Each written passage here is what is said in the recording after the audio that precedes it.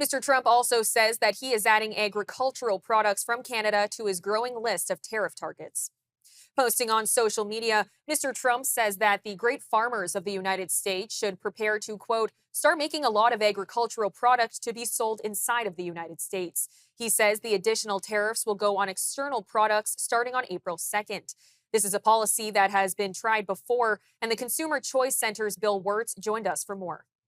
Well, Teresa, just like with a lot of things that Donald Trump says and does, it sounds good if you don't think about it. And import tariffs are one of those things that are really just a bad idea because while it's true that the United States currently imports more food products than it exports, we have to look at some of the reasons that have caused this. And an expensive dollar, a dollar that does well internationally, is one of those reasons that, for a lot of retailers, it's cheaper and food processors is cheaper to import.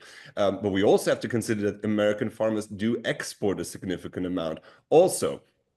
So, for instance, if you're for those in the fields of food grains and oil seeds, more than half of what is produced in the United States goes abroad. So, if Donald Trump says we're going to tariff Canada and the European Union because those are the ones that send us the most products, well, they're also some of the ones that buy the most from America. So it is, and there will be retaliatory tariffs. So it's one of those policies that, again, it sounds good in theory, but it doesn't really work in practice. The farm system is complicated. There's farmers that specifically gear their products for exports. There's those who don't.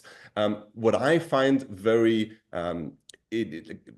what I find very telling about this is that farmers that have traditionally been very loyal to the Republican Party have not really been consulted. This is an idea that Donald Trump just came up with, and then he tweets it out and posts it out there, and he hasn't looked at the ramifications that this will have on American farmers. If you want to do these kind of policies, you're going to have to do some impact assessments and talk to experts and actually think about it before you implement it. This has been import tariffs have been tried all over the place, and as Europeans, we know that a lot of the tariff barriers that we have imposed also don't really work. It makes food more expensive for everyone. But I think the most telling example is Argentina, which is currently trying to unwind its tariff policy. So Argentina does not only just charge a 22% import tariff, it even charges almost a 30% export tariffs for its farmers. So it really tries to rely on itself completely. And if anyone has just sort of been looking at food price inflation in Argentina, which at least before the election of President Milei was at about 187%,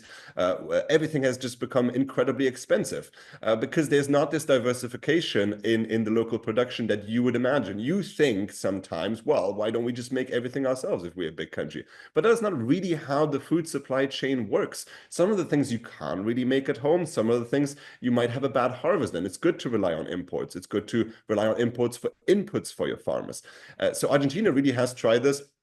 And now the current government is really trying to unwind it.